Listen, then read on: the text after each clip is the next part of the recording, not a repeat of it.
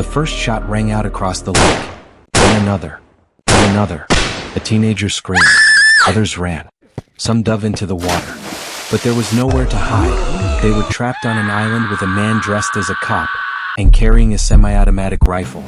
This is not a war zone. This is Norway. And what happened on July 22, 2011, remains one of the most chilling mass killings in modern European history. Welcome to Sibilance True Crime, a masked-faced voice in the dark, where every whisper echoes with mystery. From haunting murder cases and baffling disappearances to chilling cold cases, shocking thefts, and unsolved crimes that defy reason, we peel back the silence to uncover the truth, one hushed detail at a time. Each story is told with precision, suspense, and the eerie calm of a voice that doesn't blink. No distractions, no drama. Just the facts, sharpened by shadows and delivered straight to the core of your curiosity. Based in the US, our cases are carefully selected to both shock and haunt you long after the episode ends. You won't just listen, you'll feel the chill. New episodes weekly. Subscribe now, and let the Sibilance begin. Narrated for an immersive, anonymous experience.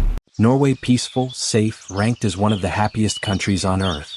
No one saw it coming. At the heart of its future was a summer camp on Utøya Island, run by the Labour Party Youth League. Every summer, teens aged 14 to 19 gathered to swim, play, debate politics, and build friendships.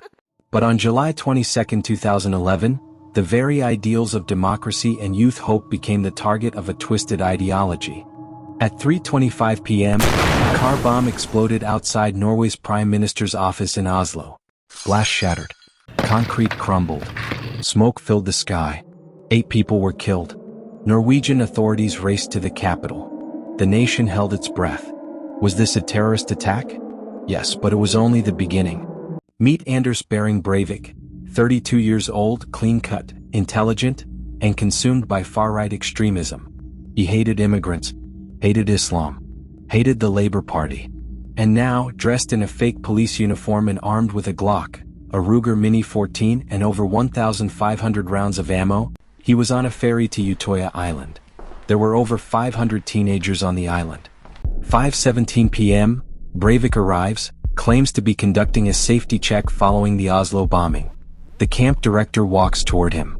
He's shot in the head. Instantly, panic erupts. Teenagers scatter. He walks calmly, methodically, shooting anyone he sees. No warning. No mercy. Some hide under beds. Some behind trees. Some try to swim across the lake. He shoots them in the water. One girl hides under the bodies of her friends. He circles back. Shoots again to make sure. The entire attack lasts 72 minutes. He kills 69 people on Utøya, most of them children and teens. When elite police finally reach the island, Breivik surrenders. Calmly. He had planned this for nearly a decade. His apartment was filled with explosives, manifestos, and hate-filled rants.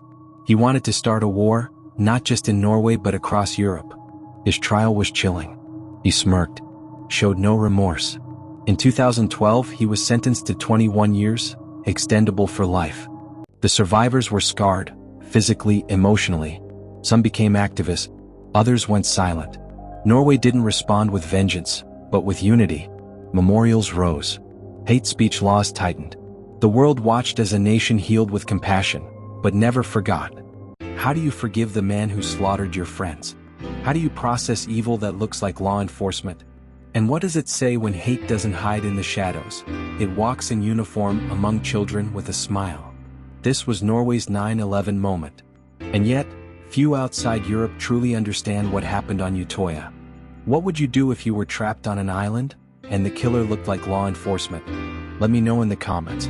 And if this case shook you, give it a like, share it, and subscribe for more untold stories from the darkest corners of the world. New episodes drop weekly, each one darker than the last. So, tap the bell and join the Sibilance True Crime community.